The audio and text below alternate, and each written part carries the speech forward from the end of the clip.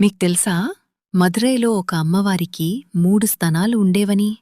చివరికి ఏం జరిగిందో తెలిస్తే మీరు ఆశ్చర్యపోతారు.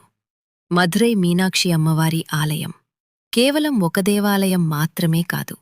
అది ద్రావిడ సంస్కృతికి, శిల్పకళా చాతుర్యానికి ఒక నిలువుటద్దం.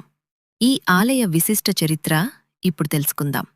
పురాణాల ప్రకారం పాండ్యరాజు మలయధ్వజుడు పుత్రకామేష్టి యాగం చేయగా 3 స్తనాలతో ఒక చిన్నారి అగ్ని నుండి ఉద్భవిస్తుంది. ఆమెయే మీనాక్షి. అంటే చేపకన్నుల వంటి కన్నులు కలది. తన కాబోయే భర్తను చూసినప్పుడు ఆ 3వ స్తనం మాయమవుతుందని ఆకాశవాణి చెప్తుంది. అనుకున్నట్టుగానే ఆమె కైలాసంలో శివుని చూసినప్పుడు అది మాయమవుతుంది. ఆపై శివుడు సుందరేశ్వరుడిగా వచ్చి మదురైలో ఆమెను వివాహం చేసుకుంటాడు. ఇంకొక ఇంట్రెస్టింగ్ విషయం, సాధారణంగా శివాలయాల్లో శివుడికి ప్రాధాన్యత ఉంటుంది.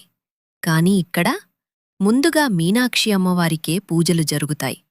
ఇక ఆర్కిటెక్చర్ విషయానికి వస్తే, ఆలయ ప్రవేశంలో ఉండే అష్టశక్తి మంటపం అమ్మవారి 8 రూపాలను ప్రదర్శిస్తుంది. ఈ ఆలయానికి మొత్తం 14 రాజగోపురాలు ఉన్నాయి. ఇందులో దక్షిణం వైపు ఉన్న గోపురం అన్నిటికంటే ఎత్తైనది.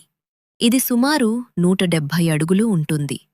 ఇక్కడి ప్రతి స్తంభం ఒక అద్భుత శిల్పం అనే చెప్పాలి. ముఖ్యంగా ఇందులో చెక్కిన సంగీత స్తంభాలు తడితే సప్తస్వరాలు పలికిస్తాయి.